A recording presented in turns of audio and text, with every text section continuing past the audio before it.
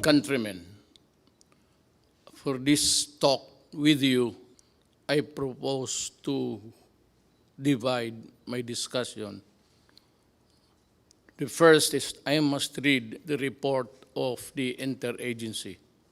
Kailangan malaman ninyo na ang lahat na ito ay galing ho sa task force na binuo para lang ito sa COVID. But there are things which are not included here or needs to be expounded more thoroughly. Then I will discuss it in the second stage of my talk by just answering the questions that have come to me officially, mga sumbong ng tao through text, and there are about 1,000 really. But we, endeavor to read it so that malaman ng tao kung ano ang nangyayari sa sitwasyon natin ngayon. So, basahin ko yung report ng Interagency Task Force for COVID.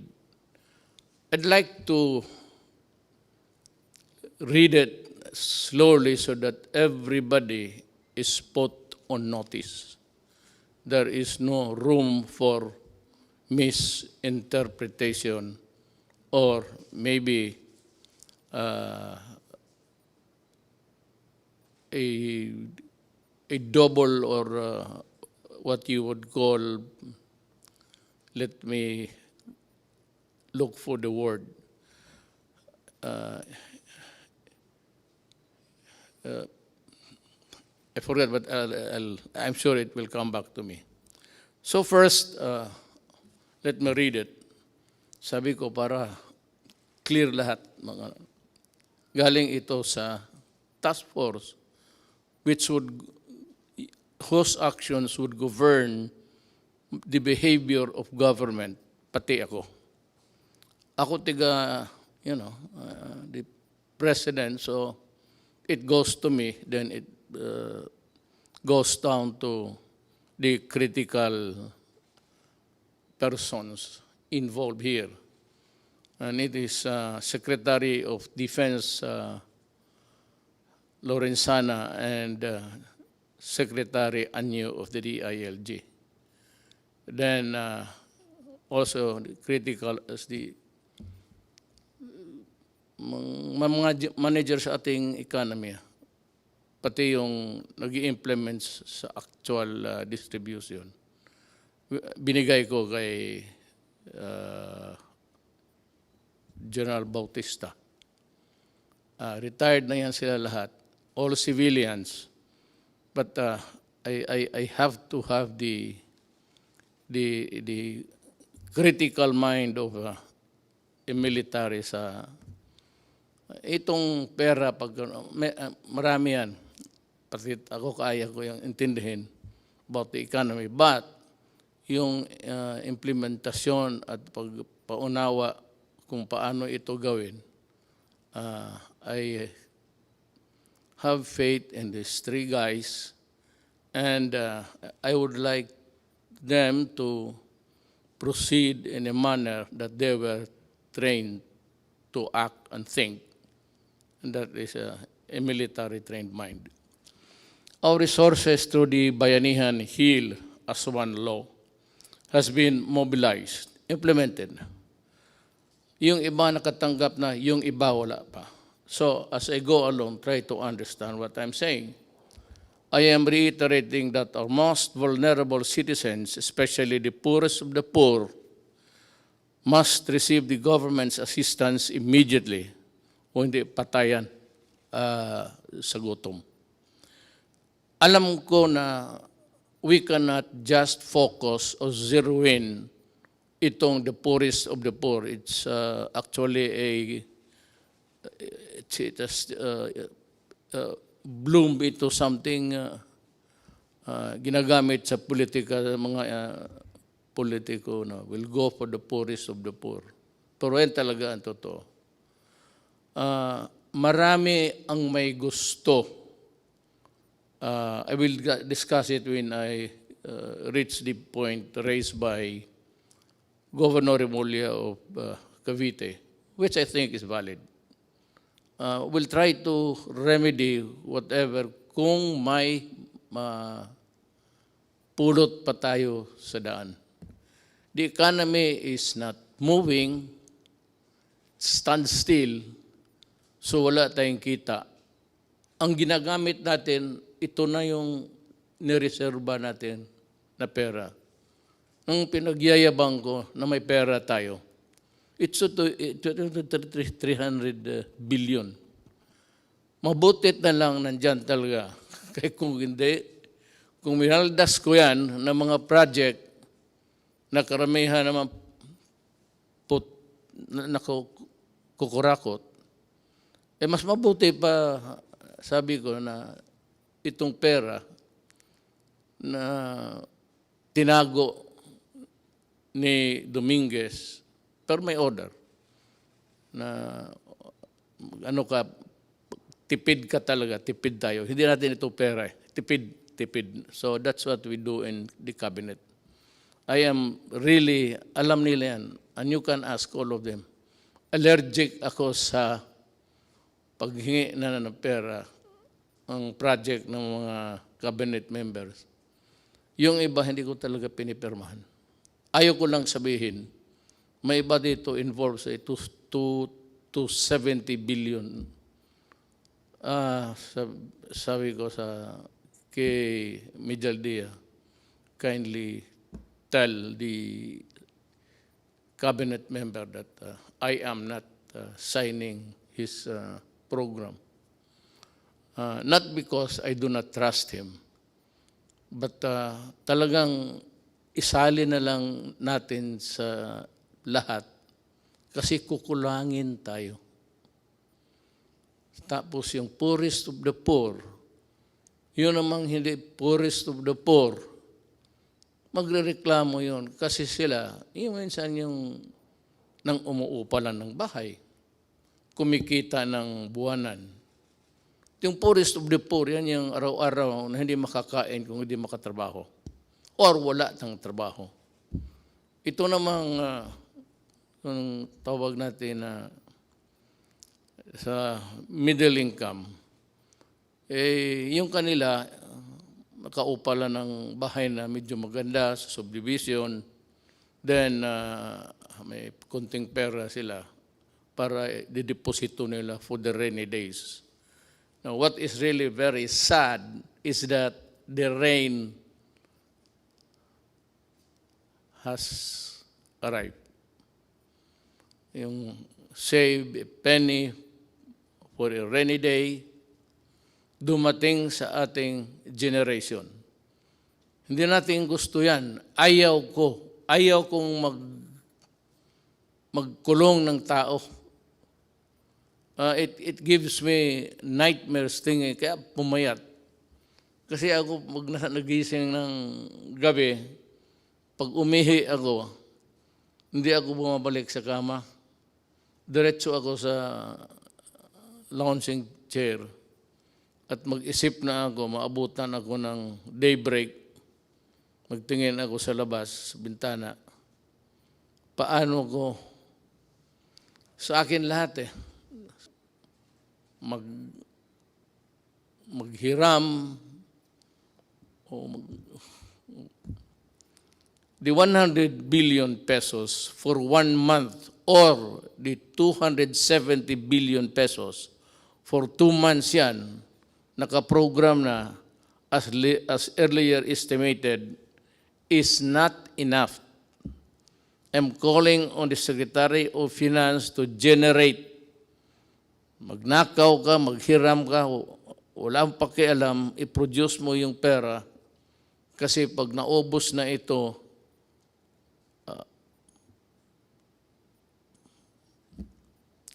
hindi ko malaman. Itong COVID na ito talaga yung tunay na at the start sinabi ko sa inyo. Bantay kayo dito, bantay tayo. Talagang yayarain na itong COVID na ito.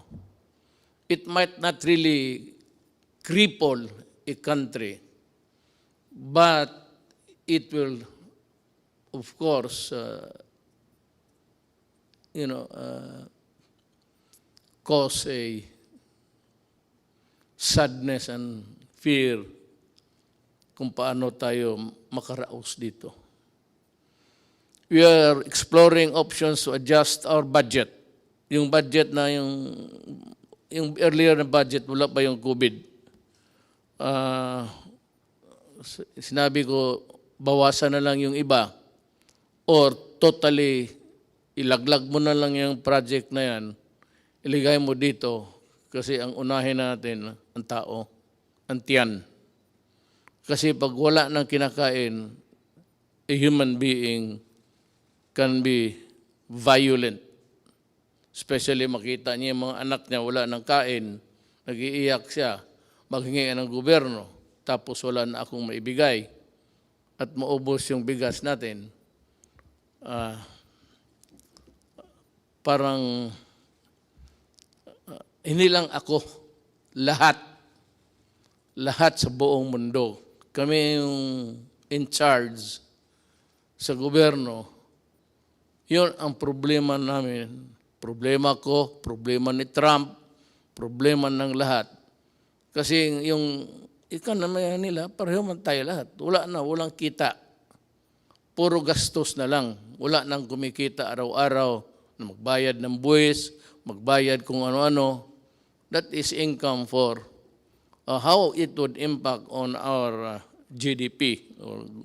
Yung GDP is just yung income ng ekonomiya based on the income ng gobyerno. That's what it's all about, actually. So, ang gobyerno kasi cannot print so much money. Hanggang ano lang ang value ng ating economy that is equal to your value, how much money you can print, how many trillion or billions are you allowed. Yan ang economy mo. Hindi mo sabihin na, mas malaki yung iyo kasi mas malaki yung sa Amerika. Sa Amerika naman, lahat may trabaho. Lahat nagbibili ng eroplano, bala, kasi gusto ng gulo. Ang gulo para kumikita. Well, okay, if you look at it that way, well, they want wars to continue so that they will earn, so that yung bala nila, baril nila, yung mga kanyo nila, mga eroplano nila, bumibili tayo para, kagaya nitong atin ngayon, patayin yung Filipino kasi nagre-rebelde. Nagkikidnap, tapos binababoy yung tao, pinuputulan yung ulo, pati mga sundalo ko. Ganon. So that is how it is. Everybody wants war, trouble, because kung wala ng gera, ang kita nitong mga to, these countries, producing the armaments and the lethal things in a inventory sa bodega. Ganon yan. Isipin mo na lang kung wala ng gulo.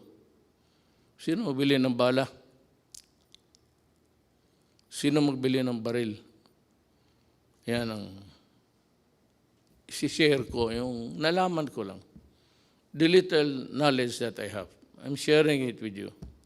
I may need more minutes or hours to talk with you. But at least kung makinig kayo, you'd be able to understand even my paradigm, ang paningin ko sa buhay. At ang paningin ko kung saan ako tatagal. Saan ako pupwesto dito. Once again, I am asking the utmost cooperation of the public in these trying times. Let us see the needs of our poor brothers and sisters who are hit most by the pandemic. You know, lahat tatamaan ito. Kaya sa lahat ng bansa sa mundo, isang order lang, pasok kayo sa bahay, huwag kayong lumabas kung ayaw ninyong mahawa. But for those people, Filipinos, who have to, go out to earn a living sa mga palengke, makikita mo naman, nobody's obeying the order. And,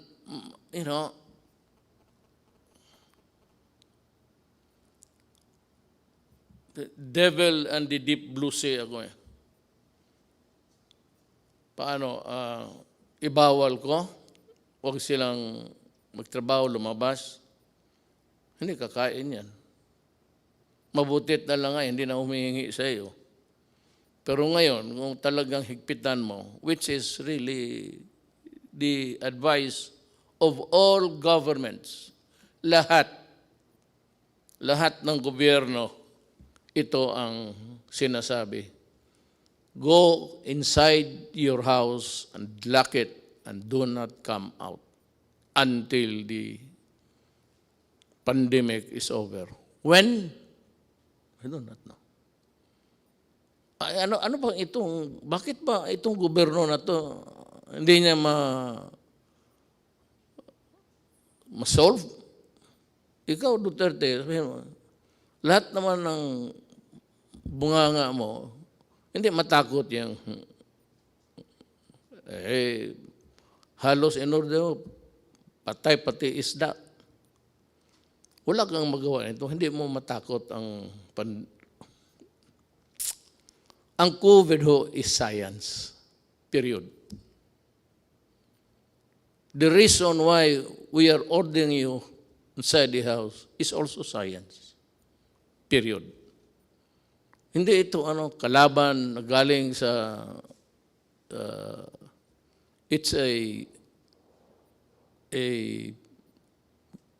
goddamn microbe that's crawling all over the world. Sa Amerika, marami na ang patay. Italy, ang France, in one day, or was it Italy? In one day, 500 ang patay. So it's a deadly thing. That is why, huwag kayong lumabas. Kasi, alam mo ito, it's in the air. I hope you were able to see the Japanese experts science paano mag-transmit. Kung kaharap ka lang ng ganon dito, less than 10 feet away, then I sneeze, mag-atching, mag-ubo ako. Tapos tinignan nila sa infrared, pinatayin lang yung ilaw, tapos tinignan nila at tapos naglagay sila ng dami. Pag makita natin, nakita ko this morning, early, paano lumilipad yung sumasama sa hangin. Kaya mag-mask kayo. Kasi pag nahigop mo yan, it's in the breath.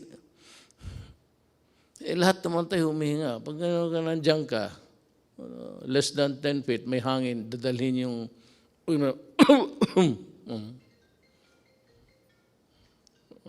nagtawag na yung si microbe.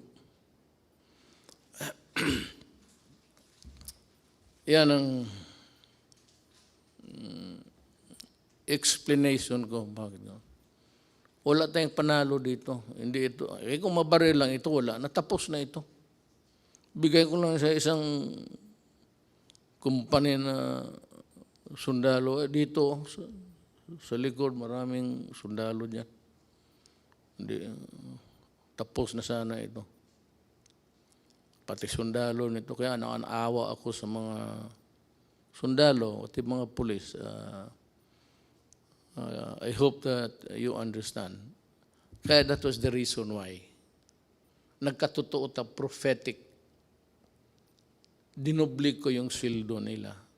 At maraming pumalag. Teachers and all, bakit inuna ko?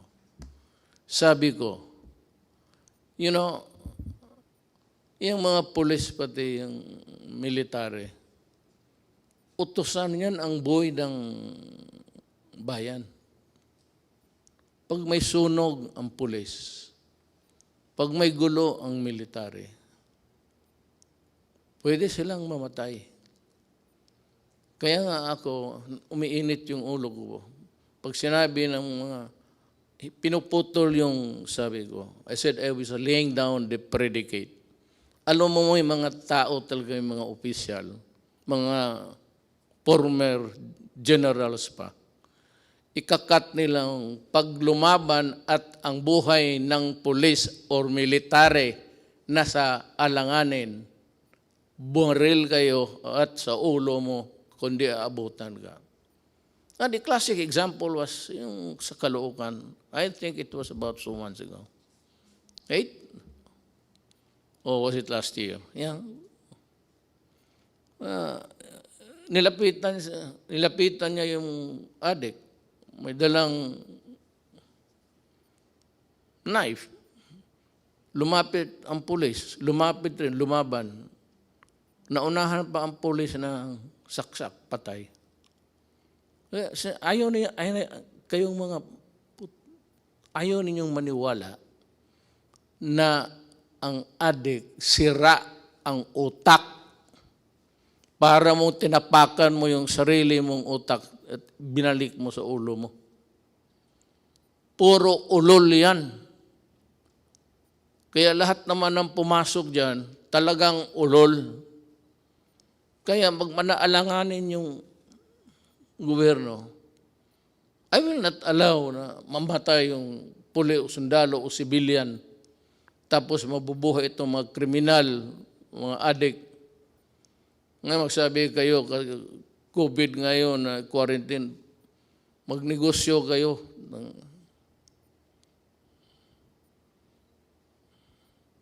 Wala nang malagyan eh. Nandiyan naman yung Manila Bay, tapon mo lang. Tataba pang isda dyan, totoo lang. At sasarap. Sinabi ko na sa inyo, huwag. No, ngayon, it's a thing which is, I said, rampaging all throughout our country. And every country for that matter. Huwag ninyong subukan ang gobyerno kasi pati ang gobyerno desperado na. Ako desperado na rin. Sabi ko nga, nakatutok ako sa bintana. Makita ko na lang kaya may tulog ako. Kanina nagising ako mga 3 plus. Pag 2 beses ako before getting to bed, and once, talagang mag-ihi ako 1 beses, umaga. Yung gabi, no, magising ako. Nakatutok ako sa madilim na langit. Well, it's a private thing, but nagdadasal ako.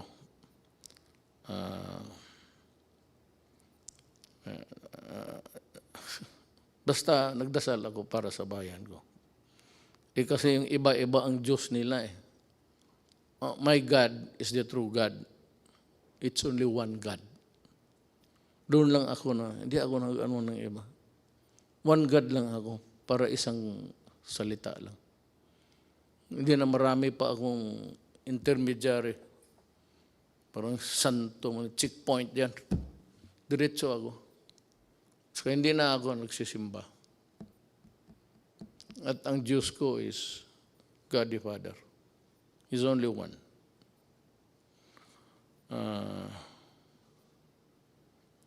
To my fellow, to my brothers and sisters, especially those who have more in life, baka makatulong kayo. sa extent ng financial assistance.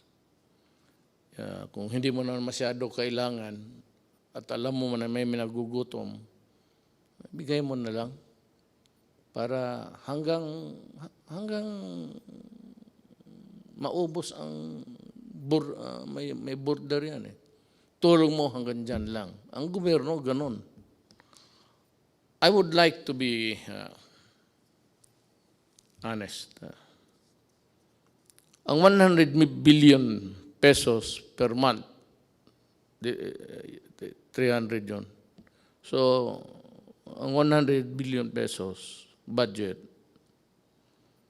or 270 billion pesos for 2 months as they are estimated. Hindi talaga tatagal yan. It's like water, spring. Ewan ko itong Pasig River, how long it would. But long after wala na tayo, siguro yung Pasig nandyan pa yan. Pero hindi yan kagaya ng ating gobyerno na walang katapusan ang pera. Your money, money ko, money ng mga sinong may deposito sa bangko. Pag ginastos ko yan, mauubos talaga yan. Wala namang kita eh, puro bigay na lang. So that is a problem. Kaya sana, Bisaya pa, dili na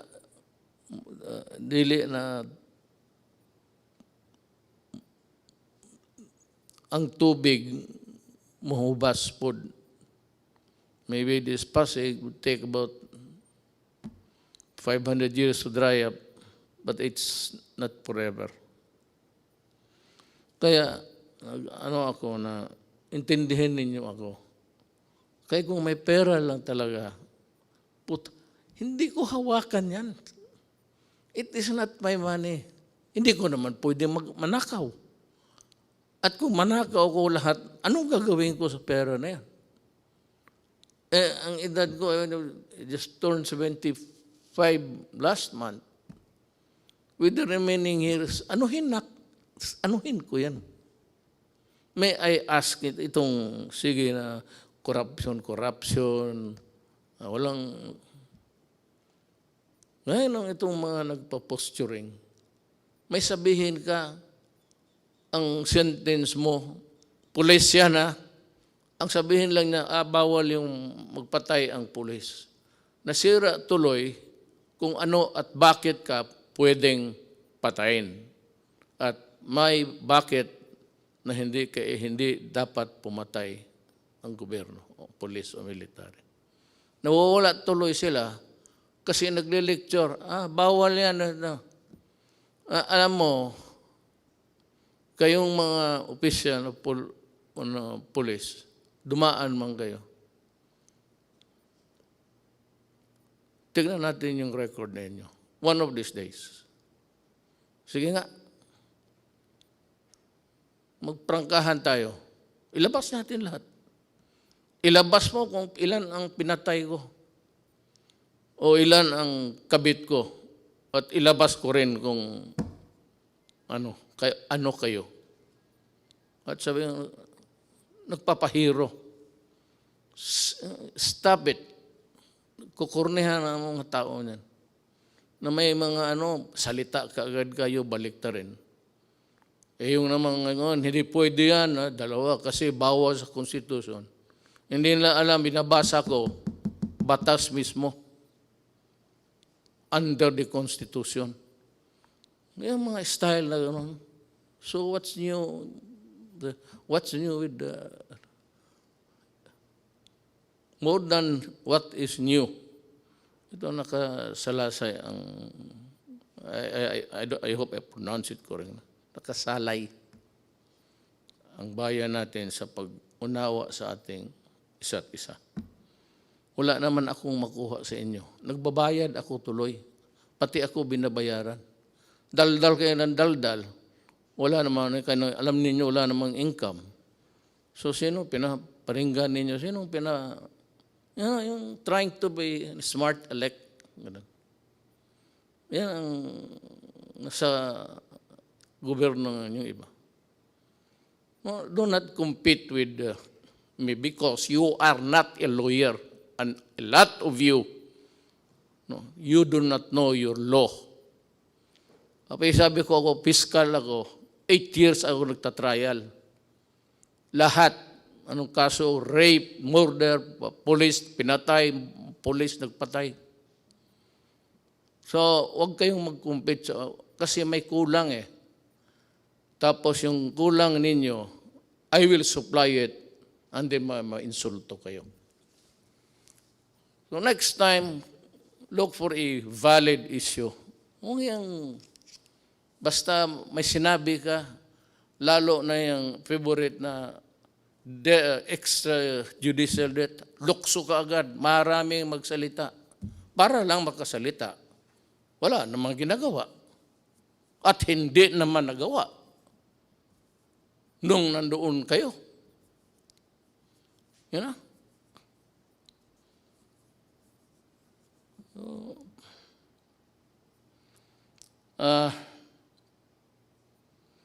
Let us take this problem one at a time. Ngayong itong buwan na ito, tutok lang tayo dito. Meron yung one ka-program for the next month. Pero kung gamitin ko yan ngayon at wala akong makuha, sa pagdating ng next month, saan kukuha? Sabihin ng Kongreso, binigyan ka na nga namin ng bilyon-bilyon. Yan ang bilyon-bilyon. Ang ginastos ko naman, sabi ko, at yung mga tao na humahawak yan, mga military ano yan, military na nakita ko, mayor na may prinsipyo at so, buwan-buwan lang tayo, ha? We are also trying to perfect this. Kung gusto lang natin, pero ang buhay kasi ganun. Gusto ko bigyan yung poorest of the poor, which is the popular cliche o politician. Nandiyan kami sa inyo ka poorest of the poor. Patignan mo kung nandiyan na sa pwesto. Poorest of the poor. Kayong panahon nila, nakita naman ninyo. Anong ginawa? Anong ginawa nila? Nasa gobyerno, itong madadaldal, nasa gobyerno nakita mo. O nagsuporta ng gobyerno na yun. Tignan mo. Ngayon tapos, marinig ka na ano dito, nagpapaiwan man na House Duterte, patayin si Duterte. Pato ito si, narinig, mabutit na lang nandyan si Attorney Pamatong. Sabi niya, dyan sa Facebook ba yan? He declared himself that I am the duly elected President of the Republic of the Philippines and I am ordering the military to arrest Duterte and to, sabi ko, tinanong ako ng staff dyan paglas, anong masabi mo sa sinabi ni Pamatong? Sabi ko, tama siya. Tama talaga siya. Sabi niya, siya lang ang he will solve the problem in 3 weeks. Sabi niya, ang military, kailangan arestuhin because nandito ako ready to solve the pandemic that has struck the entire planet Earth and he will solve the problem. Tama. Kung gano'n na siya, tama, I agree. Kung magpunta siya dito, mag-usap kami. Kung ang solusyon niya okay, then sabihin ko sa military na, Adre, tama si Amatong. Alis na ako.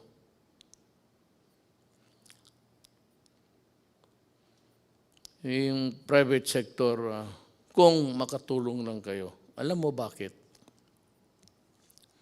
Hindi yung private sector na yung buwanan lang rin ang sweldo pero may bahay, either financing o umuupa sa category, unfairly though, middle class na yun sila. So sila, sinulatan ako ni Governor John Vic Remulla. He said, among the memo dumating sa akin is, ang humingi nito, among them is Governor John Vic Remulla, who is appealing to include the middle class in their constituency because kailangan rin nila. Ako, I agree. I know the political, economic horizon of the country. At least, nung akin lang, yung maliit kong sabi ko, hindi ako nagyayabang, maliit lang yung akin, how I deal with the problem. Alam ko, at kung maari lang, isali ko sila. But can they be included in the 270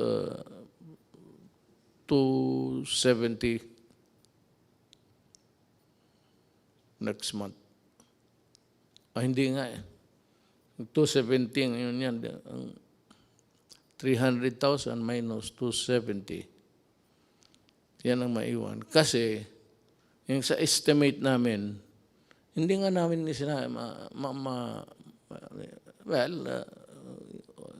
yung ilan ba dito talaga yung middle class na, at yung middle class na floating lang, andun dyan lang. May, just making what's tapos to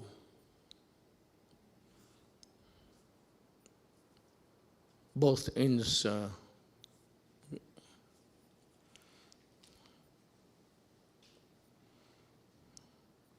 Alam mo, ang sagot ko kasi dito, sagutin ko na lang. Ang solusyon nito is vaccine. Walang iba. Unless and until the bright boys, the scientific minds can come up with a vaccine or a previous, sabi nila yung sa malaria. I remember yung tatay ko. May tinamaan ng malaria yun eh. Panahon ng gera. Kita ko siya yung mag-shake para talagang parang addict. Ano yung anti-malaria, I remember. But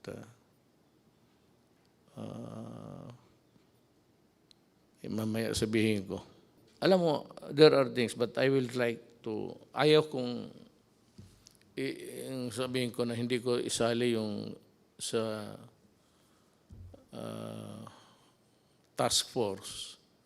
Kasi sila yung mga doktor, sila yung mga economists, sila yung lahat ng tipon-tipon. Tapos experts ng anong field, infectious diseases or whatever. And they are better and to be there to help solve the problem. Tayong ako abogado, wala talaga ako. Wala akong maitulong except gaganuin ko lang kung ano ang mabuti sa bayan na huwag mo baliktad. Pero kasabi nga dito, the resources is not infinite. Infinite is everlasting. It's finite. Finite is hanggang may border lang talaga. So sa buhay na ito, lahat talaga may border, pati ang buhay mo. O whatever it is, pera mo, Maraming mga mayaman dito noon, panahon estudyante po kami. Ngayon wala na. Because, ganun ang buhay. There's not enough money to go around. Ang gusto kong maintindihan ninyo, na itong problema natin, talagang problema ito. Kung ayaw ninyong maniwala, edi kayo, basta ang pangkontra nito is stay home at huwag kang mahawaan because it's in the air. Nandyan sa hangin eh. Pero hindi niya magtagal yung mga virus sa labas, sa init. Pero nagkukontaminate yan madalas yung itong sana mapanood ninyo yung experiment na ginawa ng mga Japanese doctor. At pinalabas doon sa Amerika. Ang Amerika talaga ang nawalop. Maraming patay sa Italy, Spain, France, pati Amerika. Ngayon, bumaba ang patay nila. Pero the prediction is really dire. For as long as there is no vaccine or any medicine that these men of science can think of to put an end to it, we will suffer. Hindi ko alam kung kailan kayo, sabihan ko sa inyo, bahay lang kayo. Hindi ko alam kung kailan ako makahatid ng pagkain sa lahat. Hindi ko alam kung saan ako magkuha ng pera. Hindi ko alam kung ano ang ipagbili ko na kung may magbibili.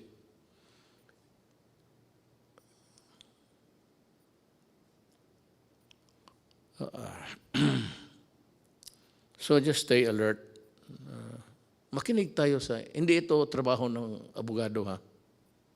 Trabaho ito ng mga medical experts pati men of science. Hindi, kami, I just happened to be here. I just happened to be here to my chagrin maybe. Bakit sa panahon ko tumama itong mas matindi ito sa gira. Walang kalaban eh, hindi mo makita. Kaya kita mo pati lahat, pati Taliban, takot sila. Lahat. Kasi yung pawis ng sagaran mo yung pawis, yung distance rule, social distancing. Okay, I just say, distant rule. Isundin lang ninyo. Kung hindi ninyo masunod, well, I would say na, hindi naman kasiguro kayo mamamatay. I hope not. I hope that you will not get sick. I hope that you will not die. Alam mo bakit kung mamatay ka? Sabihin ko sa iyo, galing hospital o saan ka clinic, your body can only be handled by people who are fully protected. Hindi ka na makahawak kung sino yung namatay. Ayaw ko nang magbanggit ng ano pa. Basta kung sino yung namatay, hindi mo mahawakan. Balot, diretso yan, tapos diretso sa sunugin crematorium. Hindi ka nga makaburol. You will not be allowed na magburol ka ng isang tao na matay sa COVID. Sunog talaga yan. Kaagad. Ora mismo. Hindi mo na makita. Makita mo na lang sa malayo na yan, kinakarga ng funeraria, car, funeral vehicle. Pero hindi ka na makalapit. Baski mayaman o mahirap. You will not be allowed to go near, touch the, whatever it's, wala, diretso na. At walang libing yan. Sunog. Kaya I am forced to say this because dapat ninyong what is really at stake.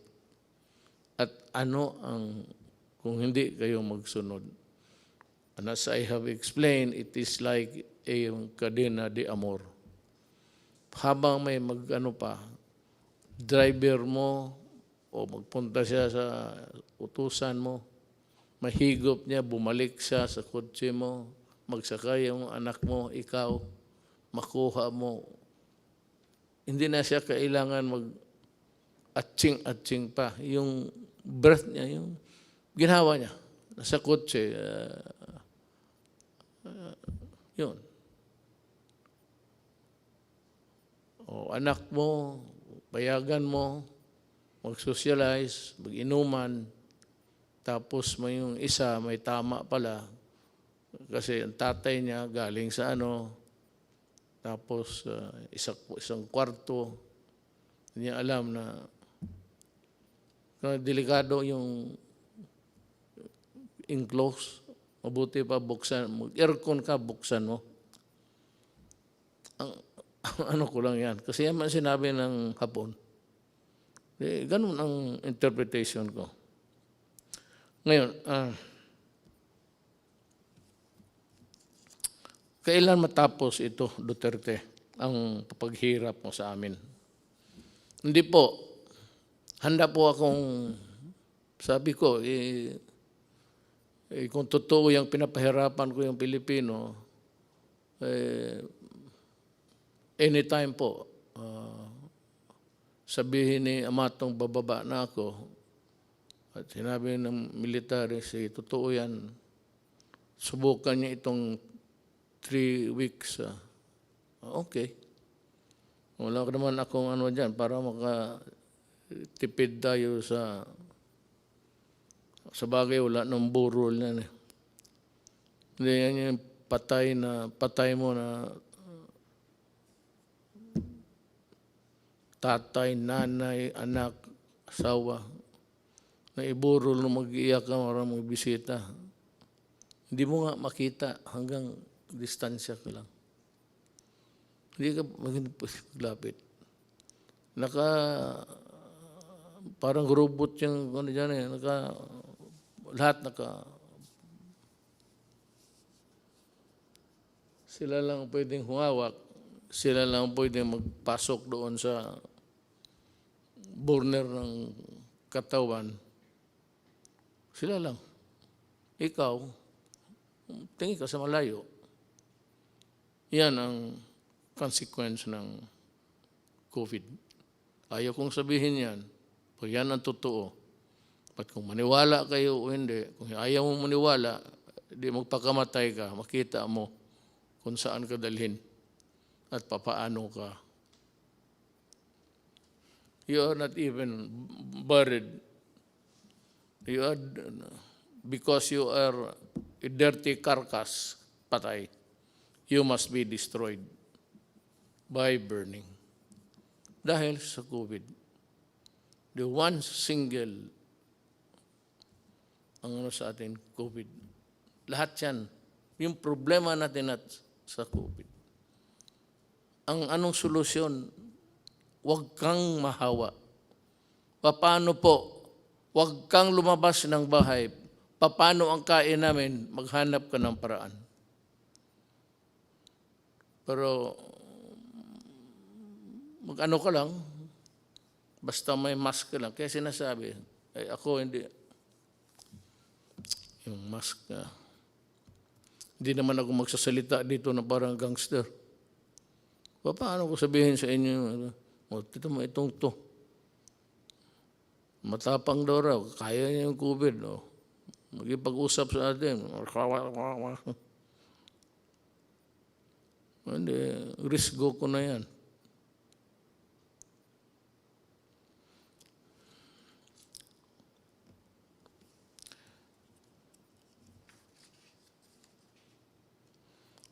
It's this being the Holy Week, I am calling on the nation to come together this Holy Wednesday afternoon and pay tribute to the indomitable spirit of the Filipino and unite in one prayer to God to fight our common enemy. May dagdag, nag-improve ba tayo? I really do not know. How many died today? I have no, hindi ko alam kasi per ora yan eh. Pero sana, well, ang ano lang nito, God is the only one who can really solve the problem for us. Ang tulong ba sa inyo ay sapat, kayong poorest of the poor, at kayong mga, well, I would say you have to consider us also as poor because yung deposito namin, yung aming pera, may border rin ito, ang bulsa. Hanggang dyan lang ako. Kaya na-discuss ko sa inyo. Pero kung pagkain, may makain ba tayo? Bigas, I will try. I will try. Maghanap ako paano ang paraan. The greatest danger dito is doon tayo bumibili sa kanila. Ayoko lang sabihin I do not want to mention the country. But kung sabihin nila, alam mo, sabihin ko magbili pa ako kasi maubos na. Sabihin nila na, sorry, ito, hindi namin alam kung gaano katagal to. Mag-i-reserve lang namin. Maya na pagkatapos sa COVID, pwede kang pabilihan ito. So, kailangan ng categorical statement from me coming from the Interagency Task Force. Ang lockdown, wala talagang solution. Pero kung ayaw ninyong maniwala, take the risk. May mga tao rin talaga, alam mo sa totoo lang, I'd want to be, hindi ako nagbabastos ng tao. And just trying to explain to, sinishare ko nga sa inyo kung ano ko yung nakuha sa buhay, na pag-aralan ko sa buhay. Not necessarily sa eskwelahan. Alam mo, kung magdating ito, talagang maging crisis, hawa dito, hawa doon. Yung SARS, hindi nagtagal, tinignan ko, maraming namatay sa iba. Pero dito, wala masyado.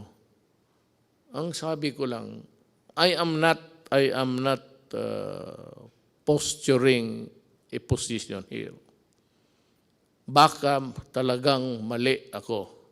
At ito namang dependent to look for a yung statement na dangling para makapagsalita ang bunganga.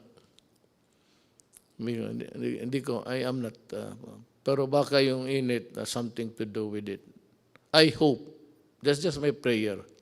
There are a lot of people also coming up with that kind of thinking that maybe yung weather, climate, temperate zones, tropical, init, makatulong. So yan ang hiningi ko sa inyo, yung panawagan ko. Be patient at intindihin ninyo kami sa gobyerno. We would appreciate it. Yung ano lang, mag-intindi lang, patient, huwag kayong masyado. Total, kung sabihin ko na talaga na wala na akong magawa, then magplano ka na kung anong gusto mong gawin. When the resources are all exhausted, and the pandemic would claim millions of lives. I hope really, and I pray that it will not. Pero kung ganon, wala na akong magawa. Malapit na. Ilang buwan lang ang reserba natin. Ako handa akong ipagbili yung buong Dewey Boulevard sa gustong mag-reclaim. Bigyan niyo ako ng bigas. I-approve ko yung, kasi hindi ako pumayag na mag-reclaim because reclamation sa Manila Bay would trap is environmentally mag-collapse ang Manila. Tapos there will be I would say, may mga syudad na bago, mga apartments, mga high-rise. But then, the city of Manila, given its lack of yung water treatment o treatment sa waste o wala. So pag ganun ang ginawa mo, patay ang Manila. So sabi ko, kung gusto ninyo, you just wait for 2 more years. Bahala na kayo. Ang susunod sa akin, He will decide for us. Or if I do not reach the finish line, then my successor will do it for you also. Ako, lumalabas ako, hindi naman ako pwedeng ang lahat ng tayo magtago, wala na.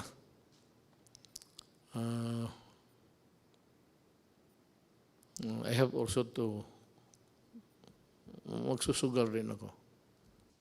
If you really want to know, we have discussed it actually, even before this.